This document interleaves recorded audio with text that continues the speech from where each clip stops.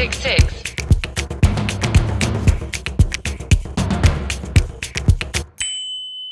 Mega developments, two new mega development plans this week. Richard, it is only Thursday evening, so we still may have one or two more mega projects left to announce this week. Check your Twitter. There are two. Let's first start near the capital, Riyadh, where Crown Prince Mohammed bin Salman is planning an eponymous new city called, drumroll, the Prince Mohammed bin Salman Nonprofit City, which will be built on a 3.4 square kilometer, that's 1.3 square miles of land that the Crown Prince donated. This city is essentially set up so that nonprofits, education, even actually venture capital firms, people working in the space will be located just outside of Riyadh. It's kind of a cool design. If you look online, we'll actually share it. It's on our website, sustg.com, but we'll share it in this video and on the podcast website as well. Very interesting. That was announced earlier this week. And the second is Oxagon. It's Oxagon? Oxagon? I think it's supposed to sound like oxygen. So so Oxagon. It sounded like oxygen when on the promo video. Okay, so Oxagon, which I really, really check out our listeners and viewers to go, and we're actually going to throw it on the screen right now. But it's going to be the world's largest floating industrial complex, sort of in the shape of an octagon, and it'll be located just outside of Neom, which itself is a planned megacity. Neom did not say how much the city would cost or how the complex would be engineered to float, but you should see this thing. A graphic rendering makes it look like sort of like the Death Star if it were flat, but on the water. It's all in industry, so it's really cool looking, actually. Oxagon will feature a port and a logistics hub, and it will be a comprehensive cognitive city focused on robotics and AI. Richard, you love mega developments like this, don't you? Well, I do, actually. I just have some thoughts on this one. Well, before we get there, let's go back to the nonprofit city. Serious question. Can you tell me what a nonprofit city is? It's a city that doesn't make any money. That's what we are. That's what we are. I don't know what a nonprofit city is, but I do know that this is the first nonprofit city ever. Well, it was a big announcement. And I think, Crown Prince Mohammed bin Salman has this fully evolved Misc Foundation, which is very deeply, it does a lot of things on innovation and entrepreneurship and youth. It's been established and it is active and it's done a lot of good work. I think this is sort of where they're going to house Misc. So maybe it's the physical embodiment of the foundation. But I don't know. Again, I don't know anything about how a nonprofit city might work. So that both of us are in the dark, sort of. But I understand. I guess I understand the motivation. I'm not sure why it has to be localized in a nonprofit city, but I'm not an expert on this. Yeah, it's interesting that it will be just outside the capital. I mean, I guess the way it's interesting they're doing a separate development for this instead of being like, hey, this like district in Riyadh, we're going to revitalize this and this is where we're going to have Misc. But MBS really cares about Misc. Like it's consistent since he has ascended to power. And that Misc is his charity that has an annual conference. They do a lot of work in Saudi Arabia. They do a lot of good work too. He's very proud of that. And you're right. I think this is where Misc will be located. I don't know where this will be MBS City in relation to Qiddiya or any of these other planned. I guess Qiddiya is now under development, but some of these other neighborhoods outside of Riyadh, they're also developing. But it is interesting. It is the first nonprofit city. So, all right. So on this Oxagon. All right, so I'm going to go full grump. Let's go. Let's grump it out. Full grump on this. First, before I go full grump, though, I think we need to have a common vocabulary, and we need to understand what these Giga projects are.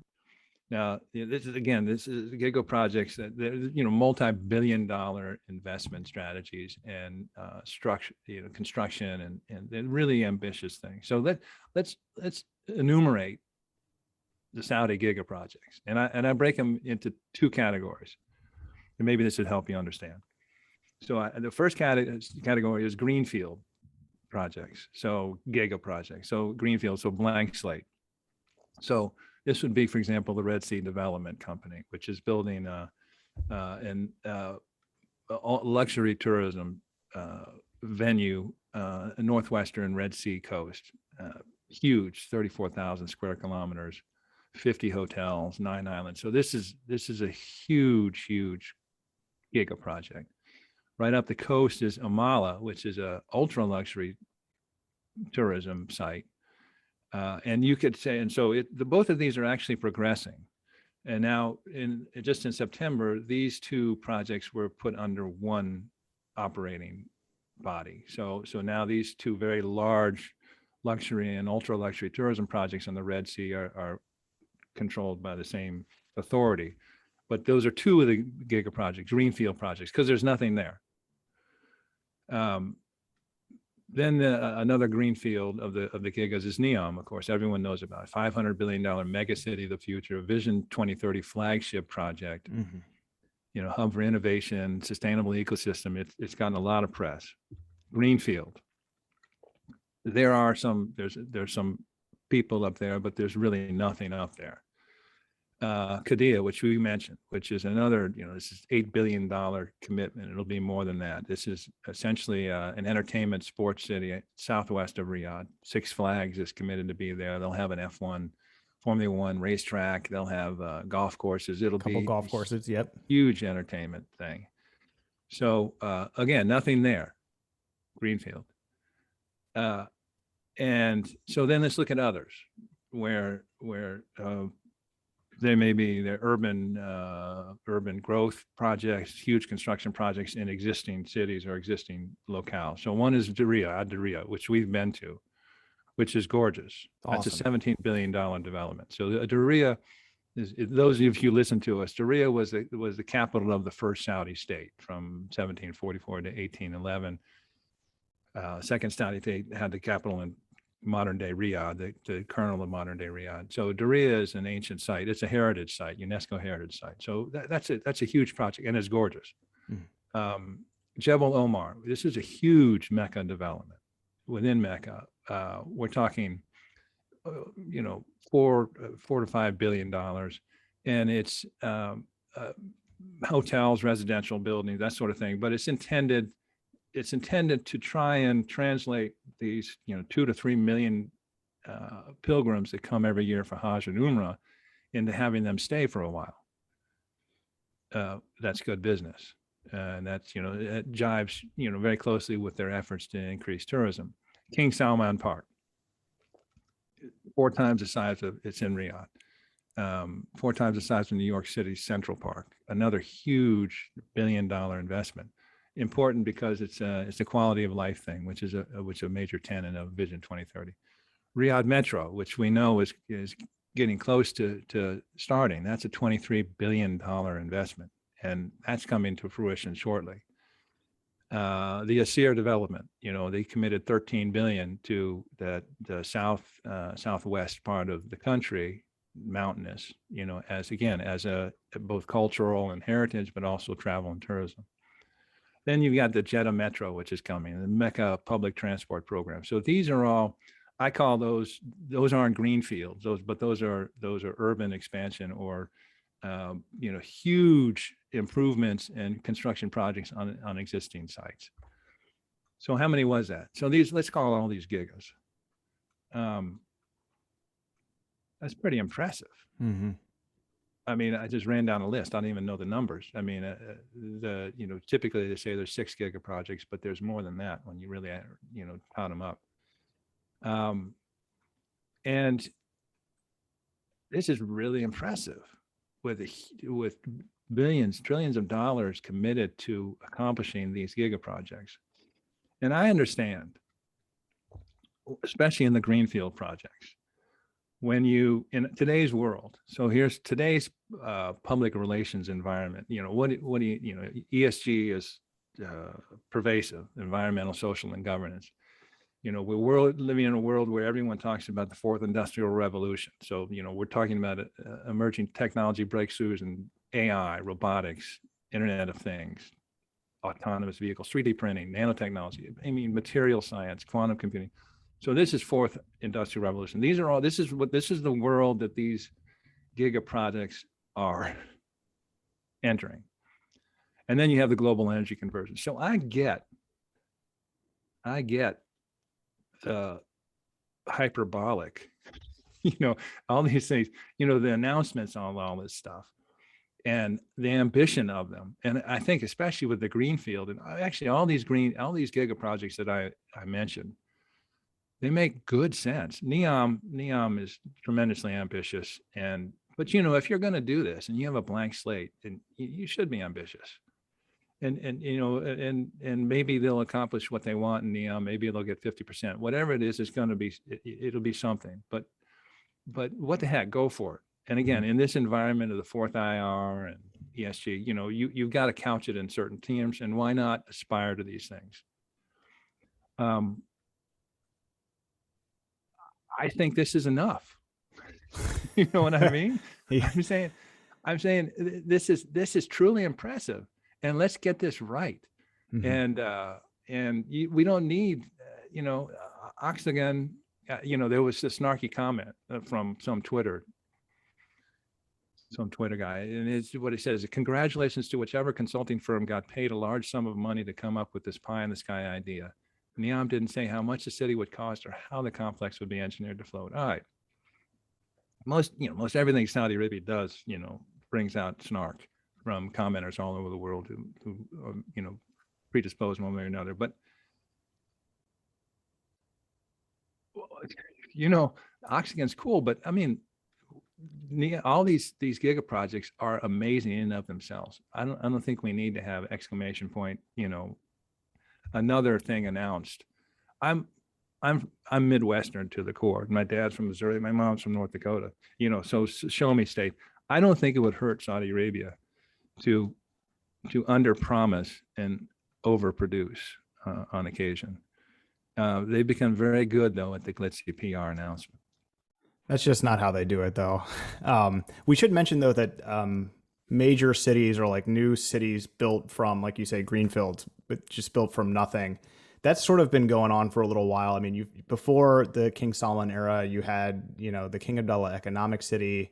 You had all of these planned economic cities. Actually, several of them, I don't know if they ended up getting built or being scaled back significantly, but King Abdullah Economic City was at least one of the first that I'm familiar with. And Richard, do you know if they built it to exactly their ambition, or if they scaled it back? Or, because obviously they have a major golf tournament there. KAEC exists, but the Giga project isn't a new phenomenon, I guess is my point. No, and that's a good point. That King Abdullah Financial District got hit, was very ambitious. It's amazing. It's just amazing. It's very impressive. I was actually talking about the KAEC, but the financial district is another one. Yeah. So sorry to interrupt KAEC, you. Actually, they tried to move into a private ownership, and it's languished considerably. I think they're trying to revive it, but it's languished. It really hasn't. There are companies that set up business there, but it's not anything like they had hoped. But it doesn't mean that the plant's not there and the facility is not there and it can't be repurposed, like the KAFD, the King Abdullah Financial District, which is being repurposed as a tax-free zone and a center for finance and other companies that want to come in a specific tax-free zone right in the middle of Riyadh. And the King Abdullah Financial District was hit by the downturn in 2014, 2015 when they, as I said, their revenue is halved. So everything sort of came to a halt. And also, to be honest, again, so here we go. So that was proposed and hailed as having the equivalent office space of Miami, right in that heart of Riyadh, and it was just overshot. and also obviously when revenues plummeted, they had to reposition themselves, which is only smart. You can't really ping them for that. But they are now, they're going to finish it up, and they're going to make it a free trade zone, which is great. Good job. You have to adjust on these things, and all these Giga projects, you have to adjust as you go along. Which is, like I said, I don't think it would hurt them to under promise and overperform on these things, because these things are ambitious enough. They're just extraordinarily ambitious. I don't know where oxygen fits in it. Oxygen, is that right? Oxygen. Hey, you tell me. I was saying oxygon. Well, I said oxygen, but the oxygen. But Neom's ambitious enough. We don't need another big Giga, announcement. That's not going to happen, or isn't fully. It hasn't been substantiated, or all the details run down. Let's get these other Giga projects going. Some of them are well on their way, like the Riyadh Metro. Qiddiya started, Red Sea is started. There's construction in Neom. Jebel Omar is huge. Ad Daria is amazing. King Salman Park is going to be amazing. These are all things that will contribute to the Vision 2030 and to the Saudi country, populace and the economy going forward. It's impressive enough. Let's not just throw out stuff that's that's really pretty to see. Yes. And again, like I said, that's full grump on the oxygen. And like I said, there's the other things are really interesting and moving along, but the oxygen sort of brought out the Grinch in me. We need the grump, and it's almost Christmas, so the Grinch is coming out. So that's true. That's true. One thing that's interesting about Neom, I guess it's probably the last thing I'll say about it, but when I talk to Saudis about it, they gloss over the future AI city and robotics and automated transport, and they sort of just put that aside and say, Lucian, you got to see the site they're building this thing on. It is right on the sea. It is completely beautiful. It's close to Sharm el Sheikh. It's just completely untouched. And it's interesting because that's sort of their view. They're very proud, not just of what Neom could be or anything like that. They're just proud that land is Saudi. They're like, this is so beautiful. The water is turquoise. So, and it should be. And you're like a mile in the Red Sea development. They're on that gorgeous coast with that gorgeous Red Sea water, and it's smart. These are things that will attract tourism, and Neom itself might be a transformative center for technology and a new way of living. We don't know, but I understand the aspirations, and let's go get them and make them come to life, and maybe well down the road when it's fully vetted and fully thought out, let's talk about an oxygen.